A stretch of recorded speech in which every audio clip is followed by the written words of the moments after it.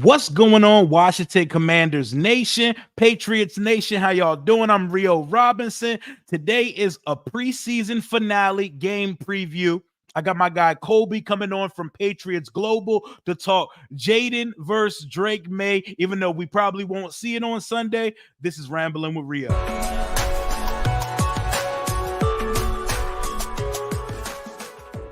This video is brought to you by BetUS Sportsbook and Casino. What's going on, y'all? Let's get right to it. Today's guest, Colby from Patriots Global, one of the many founders and hosts of Roundtable Sports Network. Welcome to the channel, my guy. What's going on, Rio? I mean, it's been a long time coming. I feel like a weird connection with Commanders fans because all of last season, even when we played each other, it was just always, where are the Patriots? Where are the Commanders? Where are the Patriots? Where are the Commanders? Coming down to like the game where you guys beat us, hoping that we could jump you for that second overall pick. So, you know what? We both got our quarterbacks, and I feel a little bit closer to you guys now. Hell yeah, there's a lot of parallels you can draw between the Patriots and Commanders right now. We both finished 4-13. That game, a couple plays difference. Y'all are picking second instead of third. Would y'all end up with Jayden Daniels and we end up with Drake Maye? It's crazy, right? It's crazy how literally just you look left instead of right in life, and your entire life, the balance of your life can be completely different. But you know what? I actually love how both of these quarterbacks ended up for us. Like we were talking about before we started, Drake Maye, I think, fits the Patriots system perfectly, but I also think that Jayden Daniels fits the Commanders offense more perfectly than Drake Maye would have. So I honestly love the selections for both teams. Hell yeah. I love what we did in the draft at number 2. It was a civil war all off season for this fan base. You had to pick a side between Jayden Daniels and Drake Maye. Was it similar friction going on in the Patriots fan base? Because me, as a person, I understood and liked it whether either direction that we would have went in. I like Jayden Daniels. I said he's better right now. I like Drake Maye and said he's going to need some fine tuning because he's raw, but I could see him being a star in the future. Were you allowed to stand in the middle in Patriots Nation, or did you have to pick one over there as well? Rio, you hit the nail on the head there. In fact, there were Patriots fans who wanted J.J. McCarthy at 3 over Jayden Daniels, over Drake Maye, and I'm pounding the table saying, what in God's name are we talking about? Look, Rio, not even just that. Patriots fans all season long, because look, we were historically bad last year, right? Like, we never are that bad. So Patriots fans didn't know what to expect. They're like, does this mean first overall pick? Does this mean 5th overall pick? Nobody knew what was going to happen by the end of the season, to where, I'm going to be honest, throughout the season, everybody, not me, but everybody was talking about Caleb Williams to the New England Patriots. That was one of the biggest discussions. Me personally, I wasn't a very big fan of Caleb Williams. Great, player, great guy on the field, but I thought there was too much distractions that the Patriots just couldn't afford. But when it comes down to Drake Maye or Jayden Daniels, there was a lot of that. And honestly, there was a lot more of me internally battling which guy would I want more for the New England Patriots. Because again, with Pats Nation, it was Drake Maye or J.J. McCarthy. Jayden Daniels or J.J. McCarthy. It was never too much Drake Maye or Jayden Daniels. But I think, like I said earlier, hit the nail on the head perfectly, to where, Jayden Daniels is going to come in. He's a little bit older. He has more experience. He's more fine-tuned. He's pretty much hit his ceiling for the most part. I think he can still develop a little bit as he transitions to the NFL. But for the most part, what you see is what you get. Oh, yeah. He can be a day one starter for you. As where with Drake Maye, you have him. He comes in. He's only 21 years old. He's shown a lot of potential, but he's also shown that he needs a lot more fine tuning. He needs more attention to detail. And I think that's why if the Patriots were to sit him for a month, half the season, the entire season, that would be perfectly fine. Because even if for some reason Drake Maye didn't take a single snap for the Patriots this upcoming season, he comes for you in 2025, still only being 22 years old. Yep. Hell yeah. And you cannot discount having a young quarterback in year 2 of a rookie contract, because the most advantageous thing you can have in the NFL is a team with a quarterback on a rookie contract. So I get where you're coming from. But as we sit here on August 23rd, what has the progression, what has the roller coaster of emotions been like since you've drafted Drake Maye, and how's he looked in training camp? Yeah, I mean, they're not giving him anything. He's the 3rd overall pick, but he's not coming in being the face of the franchise. He's not coming in and being the starting quarterback. In fact, Rio, when he came in, he wasn't even the Patriots' 2nd string quarterback. Now, he is now, of course, as you would hope and expect, but he started off actually as the Patriots' 3rd string quarterback. Early on in OTAs, minicamp, the order went Jacoby Brissett, of course, Bailey Zappi, Drake Maye, Joe Milton. They said, Drake Maye, despite where you were drafted, you are going to have to come in and you are going to have to prove that you deserve to play with this team in this league to get the 1st quarterback reps, to get the 2nd quarterback reps. And I love that mentality. Don't just give it to him, make him work for it. Give him some of that motivation that can drive him into potentially 2024. If not, then 2025. And so by the end of minicamp and spring practices, we finally saw Drake Maye take over as the Patriots' 2nd string quarterback. It didn't take too long for him to beat out Bailey Zappi, as I'm sure. Of course not. Then we get into training camp, and it's the same thing. We get into training camp, and Drake Maye is still the Patriots' 2nd string quarterback. Unfortunately, Drake Maye had never taken snaps with the Patriots' 1st team offense. In fact, it was just this past week that we saw Drake Maye finally working with the Patriots' 1st team offensive line. And as Patriots fans, I think that's what's been the most aggravating thing. Whether you're going to start Drake Maye week 1, whether you're going to start him week 5, which is where I think they'll most likely start him, whether it's the final 4 games of the season, halfway through the season, he needs to be comfortable with the starting team offense. Because the way that I see it, it's not about the next 10 months, Rio. It's about the next 10 years. And he needs to be comfortable, again, whether he's playing with them this season or in 2025, he needs to be comfortable with the players that he's going to be playing with for the next several years, especially being comfortable taking snaps from David Andrews, the Patriots center, because this Patriots offense under Alex Van Pelt is going to heavily rely on communication with the center rather than asking the quarterback to do everything. So that's been one of the most aggravating things I would say about the development of Drake Maye. And that's not on him. It's on the coaching staff, to where it's literally just a 2-3 weeks away from the start of the regular season.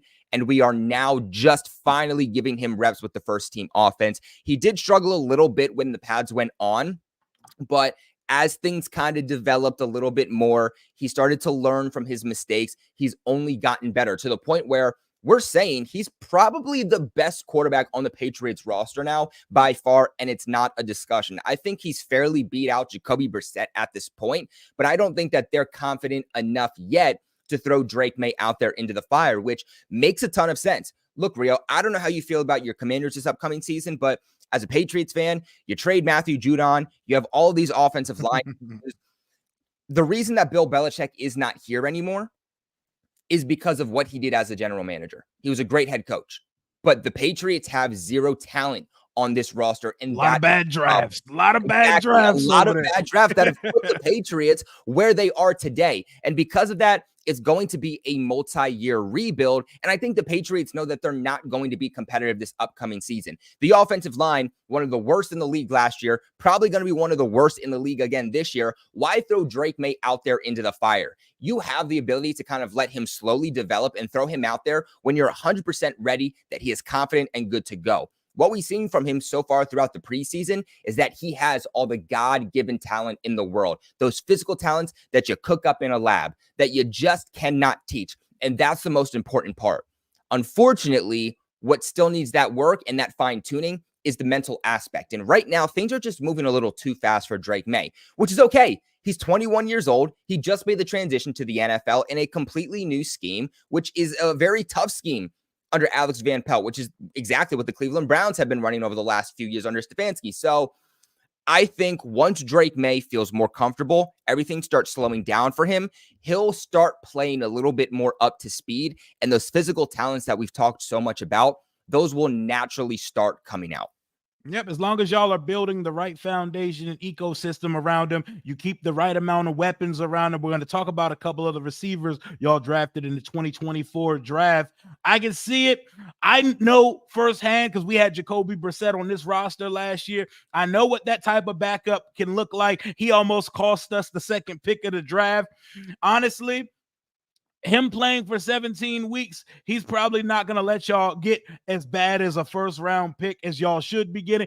Y'all would probably pick mid instead of picking higher, but you know what you get with a guy like Jacoby Brissett. But you might just need to keep Drake Maye in the slow cooker. Put him in the crock pot for a season. Let him cook while y'all get some offensive line pieces. Get him the right amount of weapon so that when you do put him out on the field, he has everything he needs to succeed. Is he playing this week? Because I know for sure Jayden Daniels is not touching the field now that he's been stamped as QB1 on Sunday. Yeah, it's an interesting progression from what's being projected to happen this upcoming week. Gerard Mayo saying Jacoby Brissett, he's going to play. Sounds like Drake Maye, he's going to play too. What that tells me is that, yeah, it's pretty much solidified that week one, Jacoby Brissett is going to be your starter. I don't see how this last minute you decide to throw Drake Maye out there when, again, he literally just for the first time this past week started taking snaps with the first team offensive line. I think it's a little too late, but I think the fact that Jacoby Brissett is going out there tells us that they think he needs more work with this offense, that he hasn't looked as good necessarily as they were hoping. And that's what sucks is that Jacoby Brissett all offseason long has looked great. He's looked dominant. Everything that's advertised, very, very comfortable. Over the last couple of weeks, all of a sudden, just taking a nosedive down, making bad decisions, not looking as good, not looking as sharp. Obviously throws that interception to the Eagles defender, Matt Cox, in week 2 of the preseason, right into the end zone. I mean, it's just those dumb plays from Jacoby Brissett that was bad. You know you're going to get, but you're saying, if you continue to make these plays, you're going to be out of the starting job sooner rather than later. And right, like for me, what this comes down to when it comes to the Patriots starting quarterback is if the Patriots are winning games with Jacoby Brissett, you can't take him out. You can't throw Drake Maye into the fire. If Jacoby Brissett is not looking good, then you can. If you're officially out of the playoff discussion, then you can throw Jacoby Brissett in there. So, or you can throw Drake Maye in there. So the fact that Jacoby Brissett is playing in this game, I think tells us that Drake Maye could potentially start sooner rather than later because they're not 100% sold on Jacoby Brissett, long-term into the season.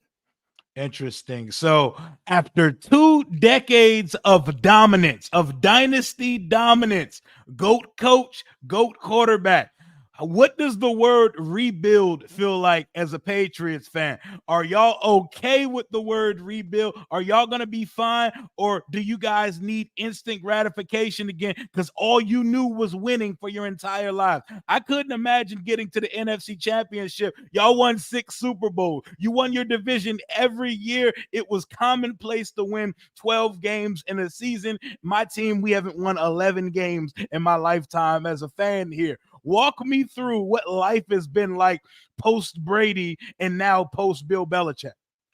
It's been rough. I'm not going to lie to you. It's been rough. And a lot of people sit back and from other fan bases and they scream at me for saying it's rough. Well, you don't know rough. And my entire life, I haven't been able to go to a Super Bowl or win my division or at least win double-digit games. And I get it. And I feel so bad for the fan bases out there. But this is also something that me personally, I've never experienced. Just like you have never experienced a Super Bowl, right? I've never experienced in my lifetime not going to the playoffs and being this bad. So this is kind of new, not just for me, but a lot of Patriots fans. And that's what's very aggravating is as a content creator for this team, we were on top of the world. Everybody wanted to be the Patriots. Patriots fans loved their lives. As soon as Tom Brady left, people started jumping ship. And look, for the first year, the first offseason, everybody was interested. What do we do? Where do we go? What happens? Can we get back? Is it Brady? Is it Belichick?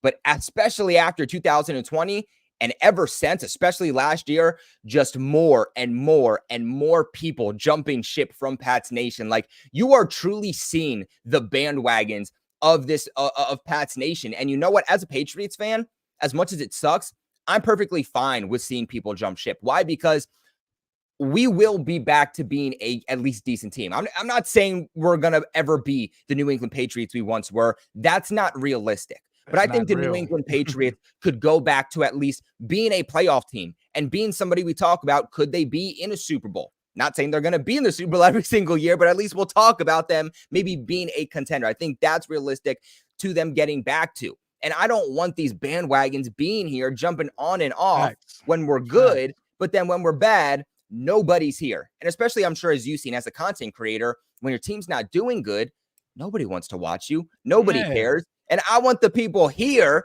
who support the team when we're good and support the team when we're bad. So, look, it's been a rough ride. The first year in 2020, it wasn't too bad. We were a couple of games away. It came down to the wire from the Patriots making the playoffs. You had Cam Newton under center for you. So, I mean, look, in the post-Tom Brady era, going from Brady to Cam, and at least gave us a little bit of excitement for that first year without Brady. Year 2, 2021, they go on this massive free agency spending. You get Jonnu Smith, you get Hunter Henry, you get Matthew Judon, you draft Mac Jones, and you know what? Mac Jones looked really, really good. Preseason, looked like a franchise quarterback. He was in NFL's top 100. He made a Pro Bowl. He was in the discussion up until the end for Offensive Rookie of the Year, which goes to Jamar Chase because Jamar Chase just balled out at the end of the season. I mean, Mac Jones was setting records, not just for Patriots franchise, but also NFL records at that, being the Rookie of the Month too. There was so much potential there, but unfortunately, the Patriots shot themselves in the foot. The Patriots screwed themselves over with the development of Mac Jones. Now, obviously, that rookie season in 2021, they're able to go to the playoffs. Unfortunately, they suffer one of the largest deficits against an in-division rival, the Buffalo Bills. So, I mean, that wasn't very nice. But you know what? At least 2 years after Tom Brady leaving, they were able to get back to the playoffs. 2022, there was a lot of hope for the Patriots and Mac Jones in his second year to be able to go back to the playoffs, maybe actually win a playoff game. The future felt bright. Unfortunately, that's when Mac versus Zappy started happening. And everything after that, exactly. Everything after Mac versus Zappy happened, the entire fan base, the franchise just completely nosedived straight into the ground. But even up until the end there, Rio, the Patriots in 2022, they held their own fate. If they won their final 2 games of the season, which they did, it came down to week 18 against the Bills. If they won that game, they would have been in the playoffs. Unfortunately, they lose that final week. They don't go to the playoffs. And then obviously this past year, it just being a complete nosedive. I mean, literally straight up and then straight down, only winning 4 games, top 3 pick. Patriots have never been this bad, especially under Bill Belichick. And that's kind of led us to where we are right now. Hell yeah. And trust me, like, it's not a fun place to be. Quarterback hell is not a place you want to be. And the worst place you can be, though, isn't even bad. It's if you're middling every year. If you're teetering amongst 6 to 7 wins every year and you're stuck in the middle of draft position, that's not a place y'all want to go. So try to stay as far as you can away from that. I'm talking about the parallels between the Patriots and Commanders franchises. The 2023 NFL draft, Washington was on the board with allegedly the number 1 corner in the draft on the board there for us to take, Christian Gonzalez. But what did Ron Rivera and the Commanders do? We decided to zig while the rest of the league zagged, and we took Emmanuel Forbes. And while we're going into 2 weeks away from being week 1, it's been a nightmare so far for Emmanuel Forbes. I know Christian Gonzalez got hurt for y'all last year, but up to that point, he looked really good. How has his recovery been? How happy were you that he was on the board last year? And what does he look like this year in camp?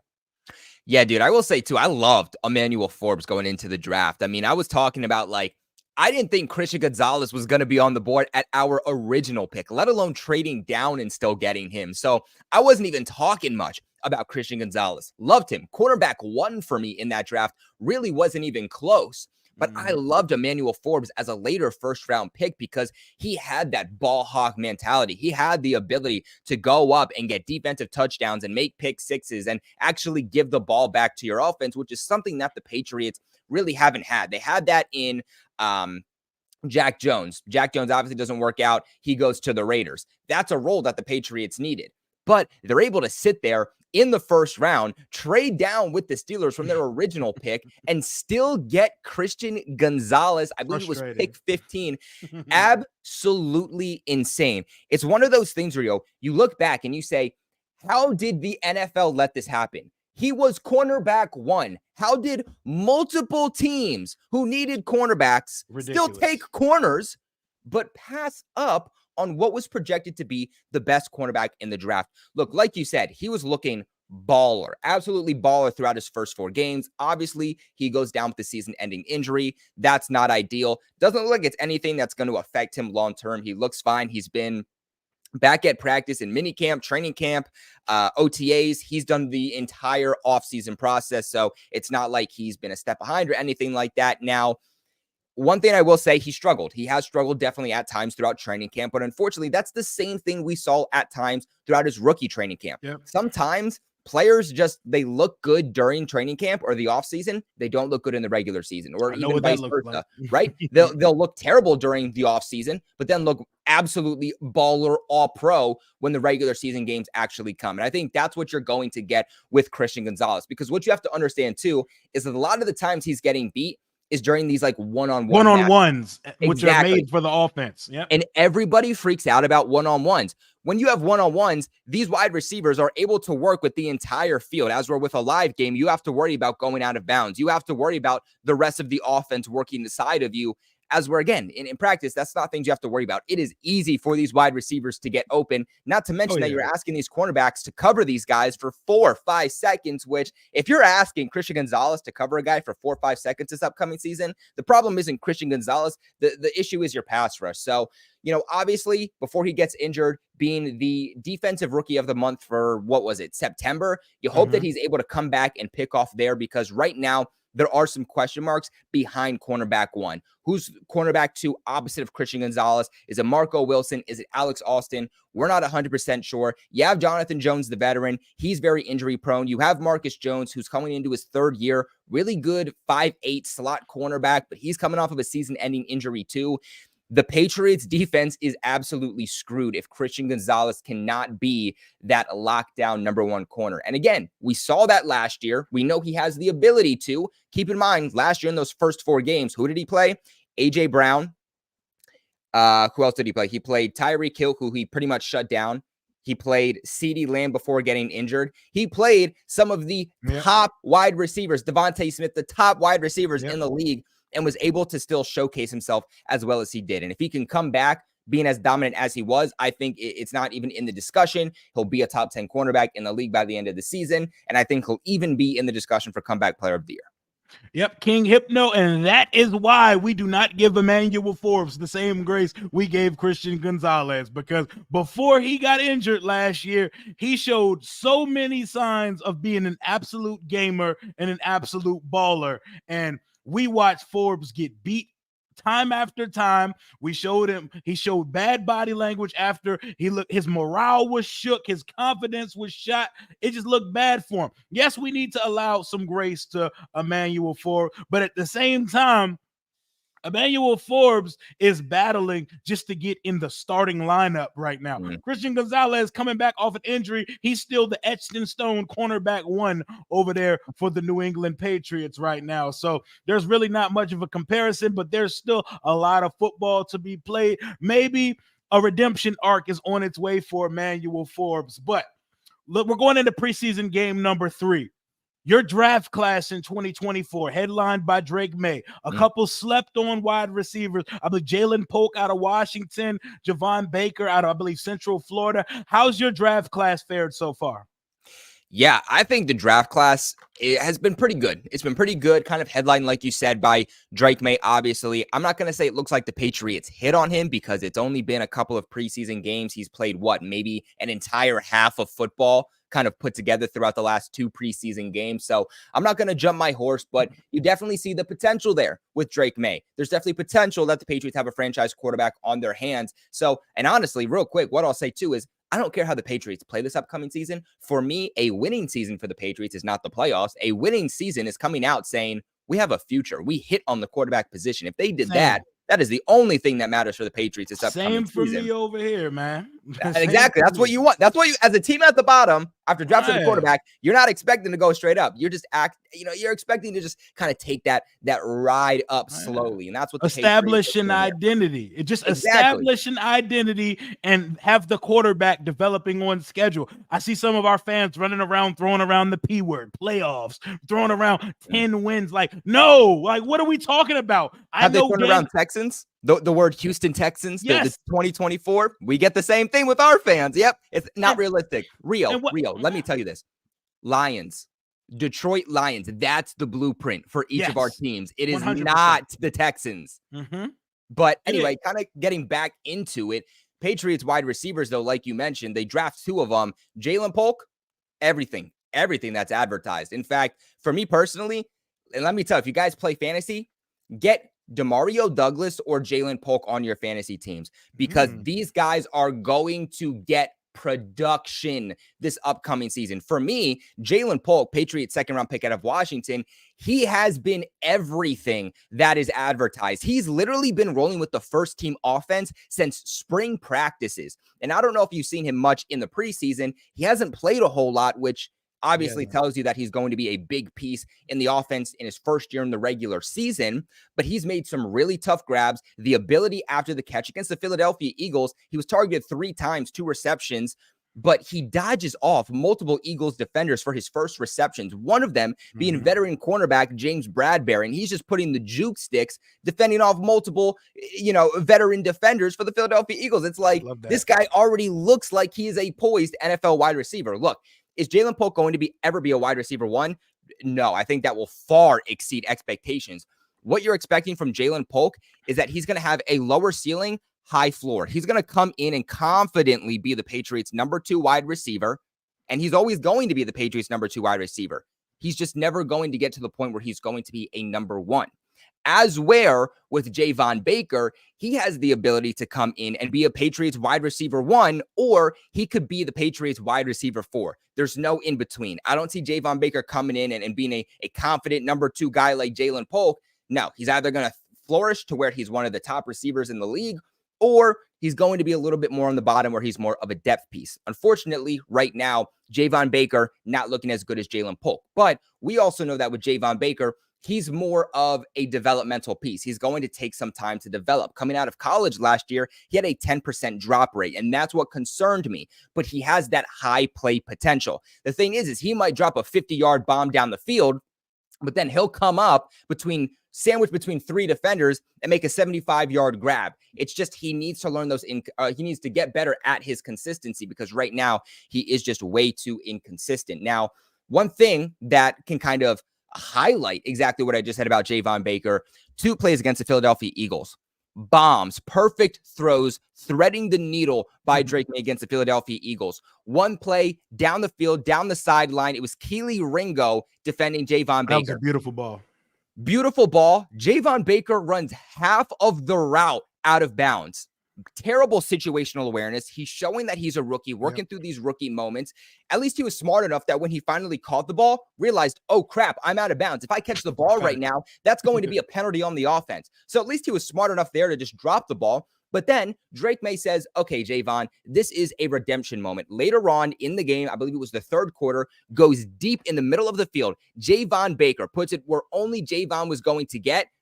Little bit of a diving catch, has the ball at first, and then drops it yet again. The plays that Baker was made to make are those exact plays, and he has been able to make them. So, again, he gets open. You see the connection with Drake Maye. The potential is there. It just comes down to being more consistent and also doing the most important thing as a wide receiver, and that's actually catching the ball. So, I still like the picks by these Patriots rookie wide receivers. I just think that limit your expectations with Javon Baker, but definitely have your expectations for Jalen Polk because he's going to be a massive piece to this offense. He might not make crazy plays down the field, 50-yard contested catches, but he's going to get a lot of production. He's going to get a lot of targets, a lot of catches. To me, he is this perfect hybrid of what the Patriots have been looking for from their number 2 wide receiver. He is a mix between Jacoby Myers and Juju Smith-Schuster.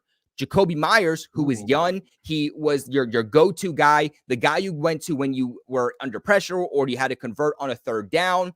He caught everything that went his way. That's Jalen Polk. Unfortunately, with Jacoby Myers, he did nothing after the catch. He got the ball and went down. That's why they switched to Juju Smith-Schuster a year ago in free agency, right? Unfortunately, Juju Smith-Schuster obviously didn't work out. He did quite literally absolutely nothing for this team, which is why he stinks. But Jalen Polk, we know that he has the ability after the catch, and that's something that we've seen. So I think he's going to be the perfect kind of mix between the two that the Patriots have been looking for. Honestly, after that, as for the rest of this rookie class, it's just a lot of development, unfortunately. Like, other than like Drake Maye, Jalen Polk, I don't know how many players in year one for the Patriots rookie class are really going to make a true impact. Caden Wallace, their rookie offensive lineman that they took in the 3rd round, I thought there were better options on the board. Offensive tackle, especially the offensive line in general, a massive, massive need for the Patriots this offseason. They were the worst offensive line this past season in every single pass blocking metric, and they did not try to address that need as much as they should have. They're also not playing rookie Caden Wallace as much as they should. You know, right now he's working with the second team offense, but this entire offseason with Caden Wallace, it's been he's a left tackle. Now he's a right tackle. Now we're going to put him back to left. Now he's back at right tackle. Now he's working with the second team offense. That's never a good sign. Then back to the second team. And it's like, it's not even on Caden Wallace at this point. It's like, what is the team doing with development? He's never going to develop unless you give him a plan and stick with it. And so far, that's not what they're doing. And that's what's been frustrating. Now, when he was working with the second team offensive line against the Eagles, 14 pass blocking snaps, allowed 0 pressures, and had like an 84 overall pass blocking grade. Looked really good. Why we're not giving him more opportunities, I don't know. So then you get into Marcellus Dial, rookie 6th round pick, cornerback. He's not going to make the roster. Only defensive player they took. He looks absolutely terrible. Jaheim Bell, a tight end they took. He's more of a tight end 3, more of a gadget player. He's kind of like Florida State, right? Yeah, he's more like, if you know Malachi Corley, if he went to the Jets, if you did your process on him, he's basically a poor man's Malachi Corley. He's really good at defending tackles or pushing off tackles, yards after the catch. He was one of the best tight ends at the collegiate level, actually the best tight end at the collegiate level in terms of yards after the catch this past season. Again, not really solidifying himself in as a real piece to the offense, but there's so much potential there to where, you know, you can see that there is a potential role for him. The other day in practice with Patriots dealing with injuries at tight end, he had 3 touchdowns in red zone drills the other day at training camp. So there's potential there. Then obviously Joe Milton, he'll make the roster. He's developing, but obviously with Joe Milton, he's never going to be your quarterback 1. I think at best with Joe Milton, you're hoping that he can be your future quarterback 2, or he looks good enough to where you can flip him for like a 3rd round pick. So that's kind of the outlook there on the Patriots. I'm glad you mentioned Joe Milton too, because I see the media and fans outside of the Patriots organization who have a disdain for Drake Maye. I can already see them trying to force the controversy that does not exist between Joe Milton and Drake Maye. Do you already see those games starting to be played? Yeah, unfortunately, I do. And I hate it. That's the most annoying thing with Patriots fans in this post-Tom Brady era, is that until they find the next Tom Brady, which is never going to happen, but until they find that next big all-pro franchise quarterback, they're going to have such a short leash on every quarterback that comes in. Any single time a quarterback comes here to New England and they see any potential, any high-end potential, they are immediately going to scream for him to start. And like I told you before we started, after Joe Milton played preseason week 1 in the 4th quarter and put up like 10 points against the Panthers, there was a Patriots fan that called into a Patriots like network or a Patriots radio station and demanded that Drake Maye be released. That's where some Patriots fans are. And Rio, you know, like I told you, it was bench Cam Newton for Mac Jones. Then after that, it was bench Mac Jones for Bailey Zappi. Then it was bench Bailey Zappi for Joe Milton. And now there's some people saying, forget Drake Maye, give me Joe Milton. So, I mean, yeah, it's already happening and it doesn't need to. There's some potential there with Joe Milton, but Joe Milton was also selected by the Patriots in the 6th round for a reason. There's some inconsistencies, and we saw those more against the Eagles, which kind of got him benched there. Yikes, man. But I'm glad to know it's not just our fans. Our fans be on crazy shit. I can't listen to the call-in sections of radio shows now from our sports local radio channels. I can't even get through it at this point. But we've talked about your rookie class. We talked about your quarterback. We can talk about the Matthew Judon trade in just a second, but talk to me about your running back room. I know it's headed by fantasy football terrorist Ramondre Stevenson and a guy we know very well in Washington, Antonio Gibson. A lot of people were high on Antonio Gibson in our fan base. I am not one of those people. You didn't like Antonio Gibson? I liked the idea of Antonio Gibson. What Antonio Gibson actually was as a player, absolutely not. Like, this is my quick scouting report on Antonio Gibson. Has 4.3 speed at the combine, never shows it on the field. You never see a 4-3 football player. You never see him hit top speed. You may have seen it one time on a screen pass versus Buffalo back in the 2021 season. Vision is Trent Richardson bad at times. Like, he can't see a hole or daylight to save his life. I have bad eyes because I have a cornea disease. It feels like Gibson has the same sometime on the football field. Number 3, the turf monster be whooping his ass sometime.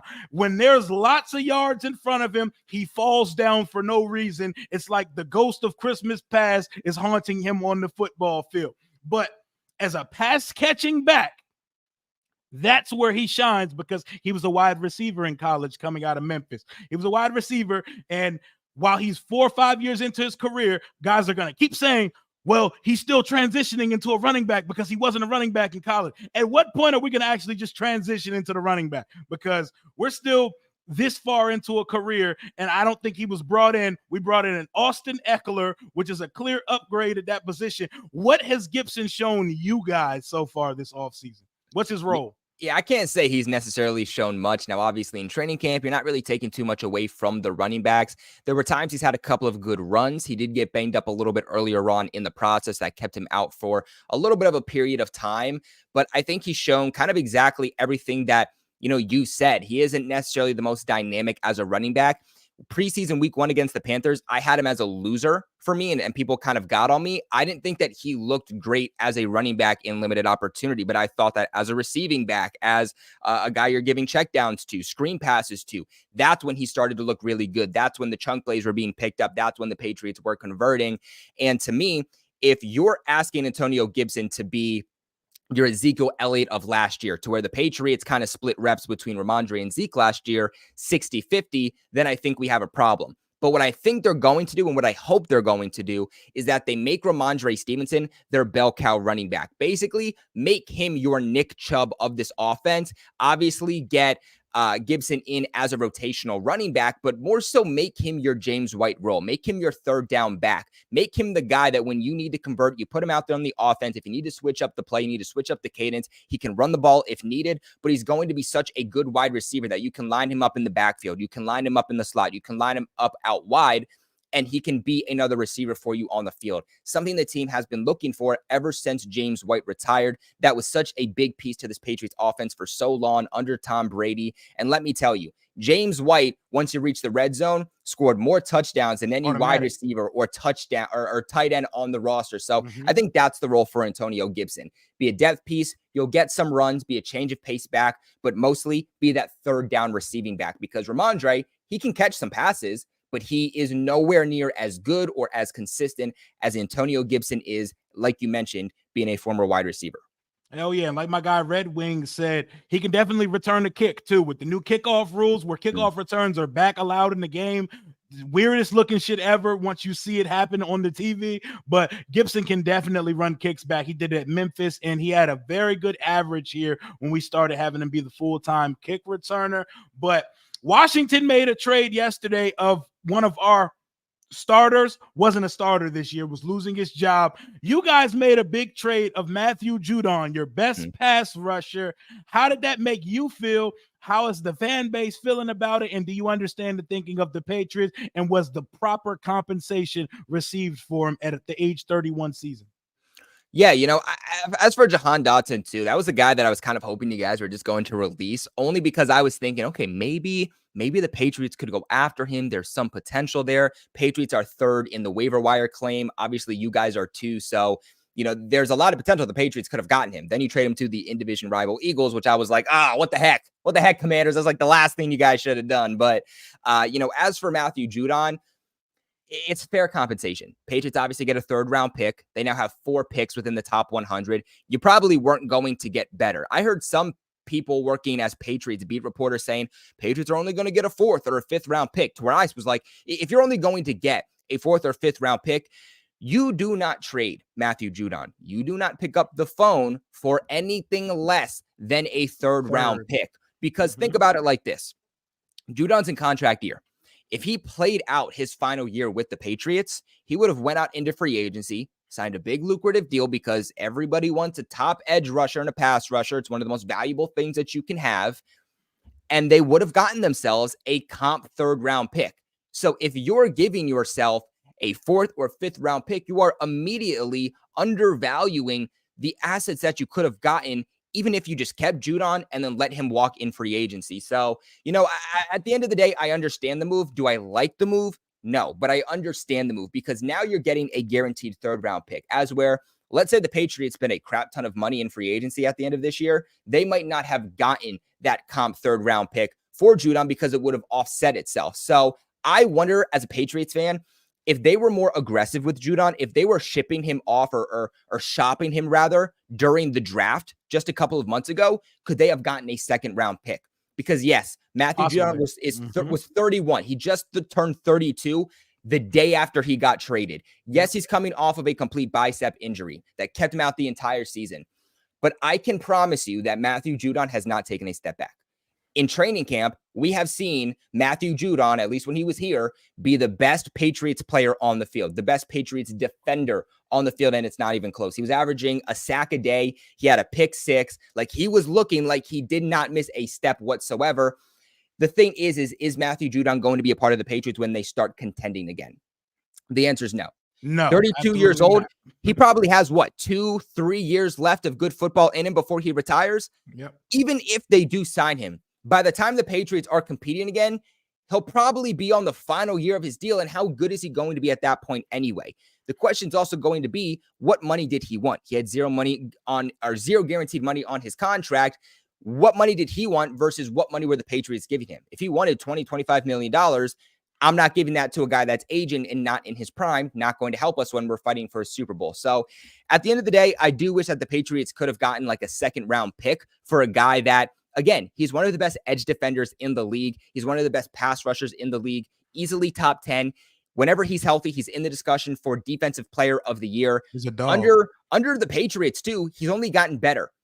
12.5 sacks for the Patriots in 2021. 2022 puts up 15.5. Then in 2023, before getting injured, he already had 4 sacks on the season. He was on pace to break his record for the 3rd straight season in New England. So again, wish you could have gotten that 2nd rounder, but you get a top 100 pick. I guess you can't complain about it. So you hate to lose a player with that type of upwards trajectory. 31 years old or not, that's a productive player. Fans here, we've been ass for so long. We found deep-rooted infatuation with underachievers, with what a person could be, not what a person has already shown us or what they're trending to be. We sit there and we have a dream about these players being something that they never become. So I totally understand. I don't know about trading with the divisional rival. I get why we traded Jahan Dotson, and getting a 3rd and 2 7s back while having to give up a 5th. It is what it is. We didn't have a role for this guy in this current offense here. And sometimes you got to cut bait. When you come in to run an organization where a guy missed on 90% of his draft picks and what looks like all of his first rounders when Ron was here, you got to do what you got to do to clear that roster. You got to start making soup out of the shit that you were given when you came over to take over the organization. So whatever Adam Peters and Dan Quinn want to do, I'm with it until it's proven a failure. But I got 2 more for you, and I'm going to let you out. I know you're a busy guy. You're in school right now. You're hosting Roundtable Sports every other day. You have your own YouTube channel. I appreciate you for coming to bless the channel and rep the New England Patriots. I appreciate that so much. But I've seen the name thrown out 1,000 times in the chat. We got to address it right now. Remember these parallels that we've been talking about all offseason.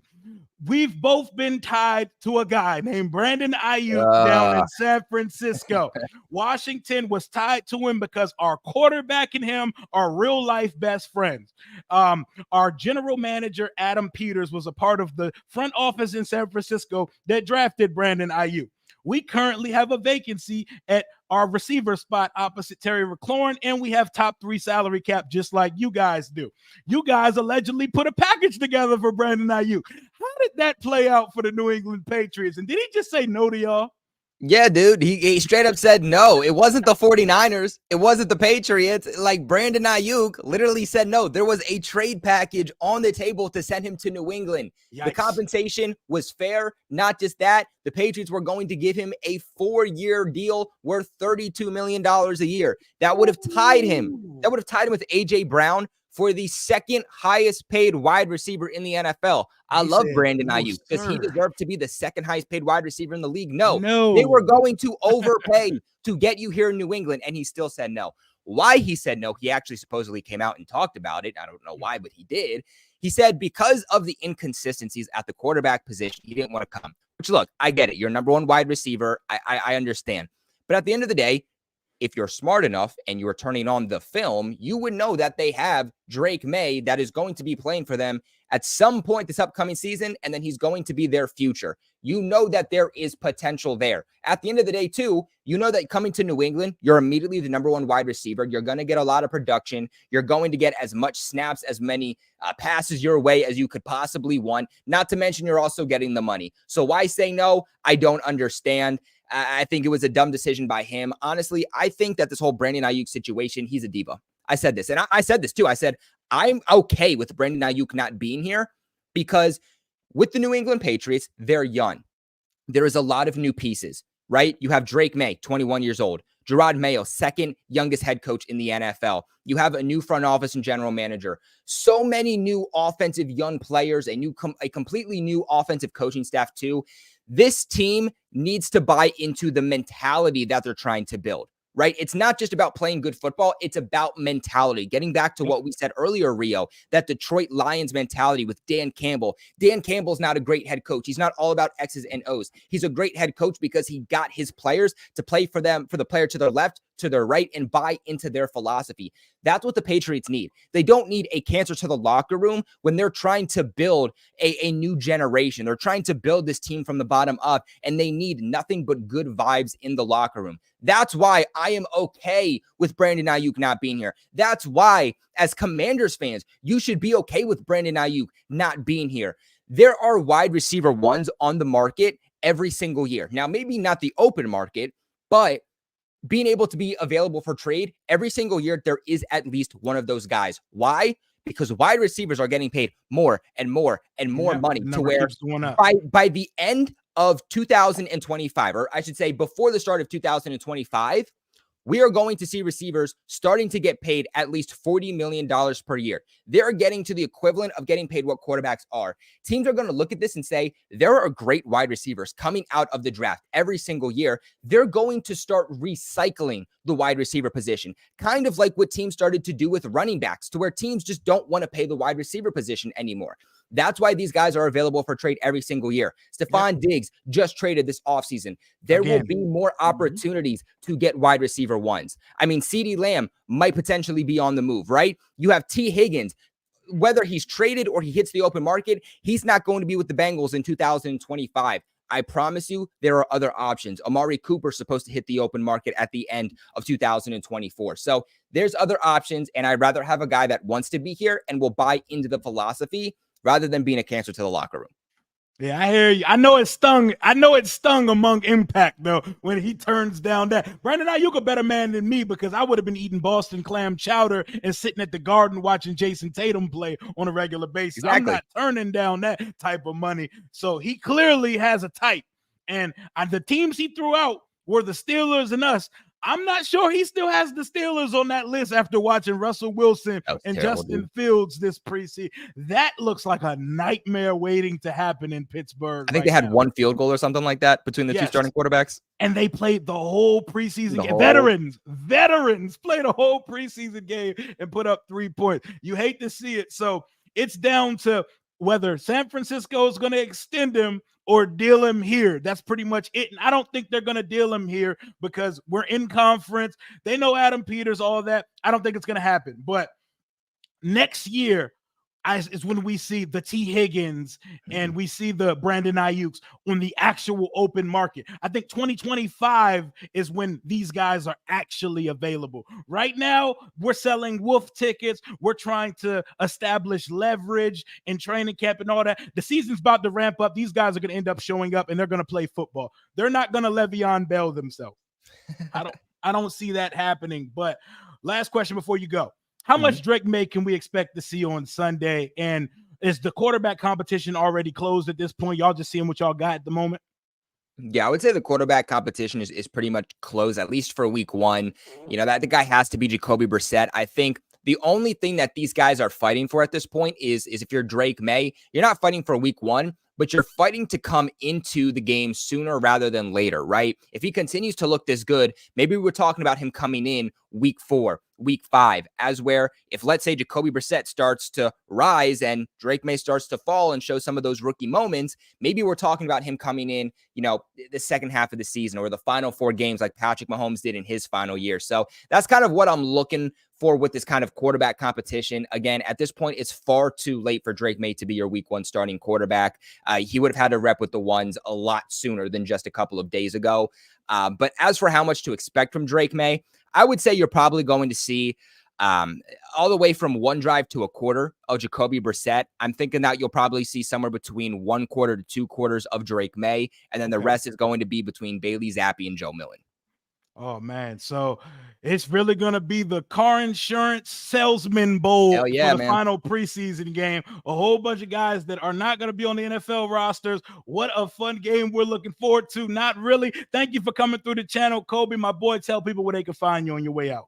Real brother, I appreciate you for having me on. Always love chopping it up, talking some football. But you guys can find me on YouTube over at Patriots Global. I break down everything for the Patriots, top to bottom, everything that's happening with the team, my thoughts, opinions.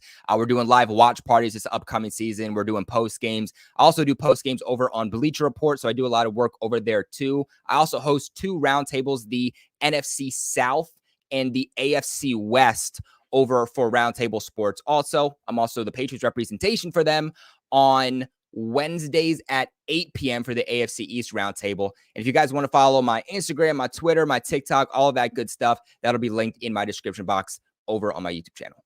Hell yeah, my boy. Get to it. Appreciate you for blessing the channel, my guy. Appreciate you, brother. Thank you. All right. Okay, y'all. Let's talk amongst the family. Preseason finale on Sunday. We made a big trade yesterday. We're moving past it. Luke McCaffrey is suddenly the primary slot receiver for the Commanders right now. How do we feel about it? So are we suddenly, is Olamide Zaccheaus suddenly going to be on the outside, or is Luke McCaffrey, are we just trying to get an audition going for the guy? Yeah, salute to my guy, by the way. My guy Kobe knows ball. As a guy who likes to yap and a guy who likes to keep the conversation going, that's my type of guest right there. There was no need for me to have to probe him for answers and for details. He's giving you everything he got. He has passion. He has an excellent delivery. My kind of guest coming on. Shout out to my guy, Patriots Global. ESPN ain't ready for me, my guy. ESPN not ready for. I appreciate the love. ESPN not ready for the kid. They're not ready. They need the RG3s of the world, or do they? They just fired him, by the way. But let's talk about it, man.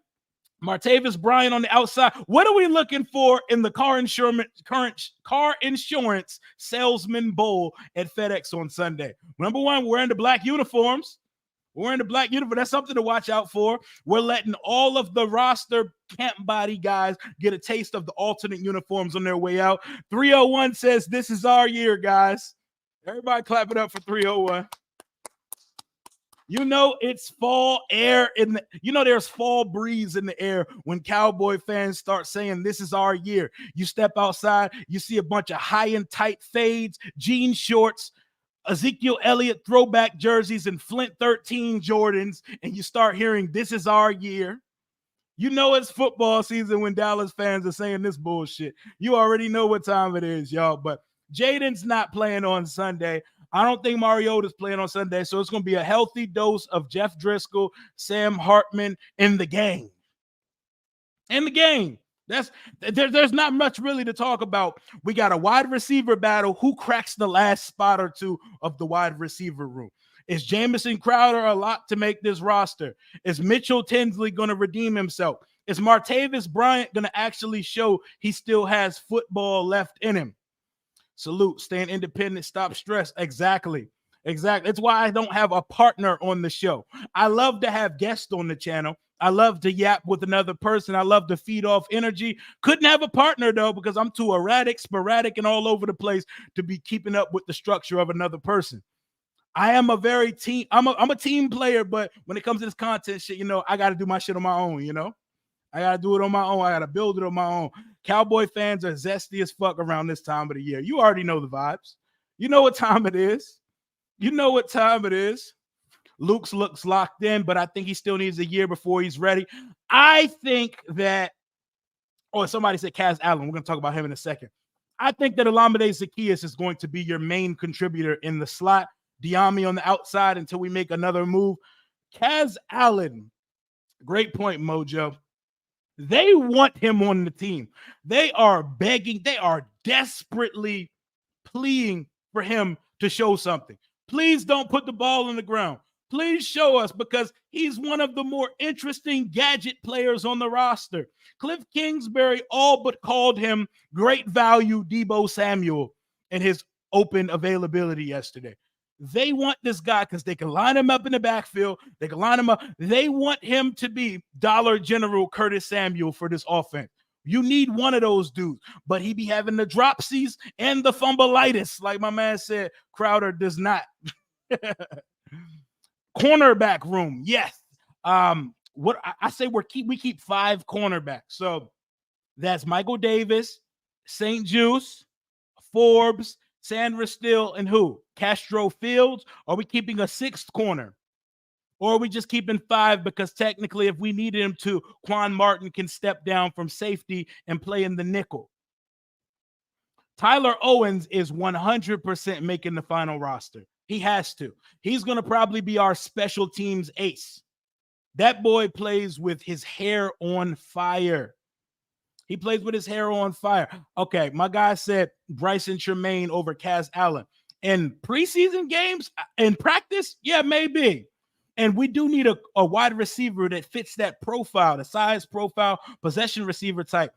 Bryson Tremaine just scares me because he gives me practice All-American, but never show up in a game or never get separation in a game type of guy. McNichols versus Wiley for the 3rd running back spot. I think Wiley got this in the bag, man. Unless he comes out and Gibsons it up, puts the ball on the ground a few times, for sure.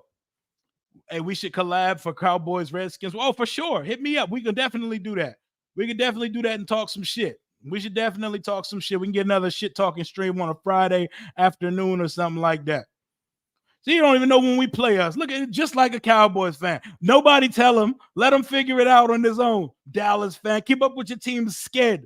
I know both weeks because I'm a loser and I know the whole schedule by heart. But that probably makes me the loser, actually. But Jason, I can't believe this. Don't y'all know we just clearing a little wide receiver room? We going after Higgins or Aiyuk. I think we can go after Higgins or Aiyuk all we want to. It takes 2 to tango, and I don't think either team with Super Bowl aspirations are for real about trading a wide receiver of that caliber this year. I think they're going to make them play this season out and say, y'all figure it the fuck out next offseason. The Bengals are trying to unseat the Chiefs. The Niners are trying to get back to the Super Bowl, and I don't think the Niners are doing so without their 1,300-yard receiver. While I love the conversations, while I think they're very fun, they're very entertaining, and I love our name being included in these mixes, I don't think that either of those guys are getting moved. Could I be wrong? Very right. I very well could be wrong. I don't see either of those guys getting moved. I like them both. I like them both for separate reasons. Aiyuk is a route technician. That boy's always open. T. Higgins is just like that. T. Higgins has been dying to get his own spot for the longest. Bengals not letting that walk out the door. They do got issues with Chase. Chase wants a contract 2 years in advance. He said, Get me off of this rookie contract bullshit. You got me showing up for $1 million a year, and when I'm putting up 1,400 yards and 15 touchdown season, hell no. He said he's not touching a field until his contract gets looked at. So the Bengals got a whole shit stew they're brewing over there in Cincinnati. But at the same time, eyes on the prize, main thing, the Bengals are one of the only teams in the league that can go toe-to-toe with Patrick Mahomes and the Kansas City Chiefs. They not trading any of them Bamas. They're not trading any of them. They're going to play hardball until the last minute. They're going to do whatever it takes to make sure they play this season there. Forbes for Aiyuk. If it could all be so simple, right? Go ahead and go trade your Camry for a Maserati while we're at it. Trade your 98 Camry, which probably still got some value left in it, for a high-end sports car. You know, if they're allowing that type of shit, then cool. Mitchell Tinsley will be the newest State Farm agent, and he will be a damn good one. Dropping that touchdown versus Miami might have sealed the deal for him. We can't have that. When you're trying to fight to make one of the last spots on the roster, you can't be doing that type of shit, man. How are they going to pay him $40 million, Burrow and T. Higgins? In the NFL, they find ways, bro. I don't think they're going to pay both receivers, but they're going to find a way to make it work for one season, though. NFL teams pull money out their ass. Ask the Philadelphia Eagles. There are always ways to keep guys in-house. You could put yourself in cap hell to keep a Super Bowl caliber roster together. Teams do it, you know. But giving Aiyuk $30 million a year might give Peters a headache. We will see. Our receivers might be good, truthfully. Good is a strong word. We're going to have to see. They may be good enough for right now until we're ready to make another move. Aiyuk and Terry play the same position. Aiyuk and Terry can play across from each other. Aiyuk can play in the same position here. They plays in 49ers. They would definitely coexist, and that would work out. I don't want to hear any of the Terry and Aiyuk wouldn't coexist shit. Like, what are we talking about? They would definitely work out. A 98 Camry for sure. For sure. That's what trading Forbes for except the difference between a 98 Camry and Forbes is a 98 Camry has put in 26 years worth of work. We haven't seen any work get put in by Emmanuel Forbes yet. I want to see Forbes out there on Sunday. I want Forbes out there on the field for like a half of football versus the New England Patriots. I want Michael Davis ass out there. I want Benjamin St. Juste ass out there. You know who I don't need to see? Mikey Sanders still. He's the only corner we know what he is. He's the only corner we know exactly what he is in this defense. Make the rest of the corners go figure themselves out. Try not to get beat by another car insurance salesman in the end zone. Let's have a good week of secondary football from the cornerback room. The safeties are going to be fine. What are these corners going to do? But before everybody gets all doom and gloom over the preseason, over the Judon trade, we haven't seen this team with its full starters, with its actual offense or defense yet. So everybody needs to tone the fuck down. We need to wait and see what we look like week one. As long as we get through it healthy, as long as we keep, we don't have to see any more Jayden Daniels. We're not going to see most of our starters. Let's get our role players out of this week and on to week one.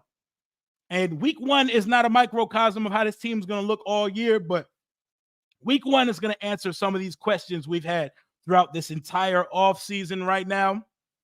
We definitely have a vertically challenged wide receiver group. Yep, we always do. We always have. We don't do size over here. We do not do size. It's like being over 6 feet. You're not allowed to be a Washington Commanders receiver.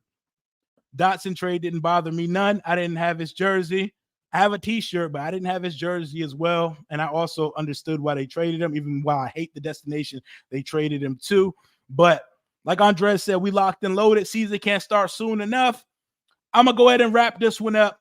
It's a preseason finale. I'm going live for the entire game Sunday night. Pull up to the channel. We're going to make this a fun game. Come into the chat.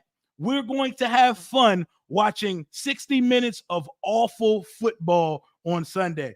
You stop this fucking nonsense, 301. Don't get banned out here. Stop talking crazy on the channel, 301. You're my boy. You will get blocked out here, bro. We should jump 301 for saying shit like this. How dare you? But Sunday night. Amari Cooper, if he's available, I mean, that's a perfect compliment to Terry as well. I think Washington may be active as hell after cuts are made and after we see what the temperature is like league-wide. Adam Peters is a consummate professional. I trust him with this roster. I trust him with this organization, and I think we're going to be fine at the wide receiver position, and I don't think we're done adding to it. That's all I got for right now. Hail to the Washington Commanders. Pull up to the stream Sunday night. We're going live 10 minutes before the game all the way to the last whistle. Then we're going to do a post-game show. So it's going to be about 4 or 5 hours of content on Sunday, and then we're kicking off and getting ready for NFL Week 1. Until next time, hail to the Washington Commanders. Smash that like button on your way out. Hit subscribe if you're not subscribed yet. Devontae Adams for the Raiders. Would y'all go after him? Would we? Of course we would. It's Devontae Adams. Would love it. Thank y'all for pulling up. Pull up to the stream Sunday. Y'all know the vibes. Commander Rio, out.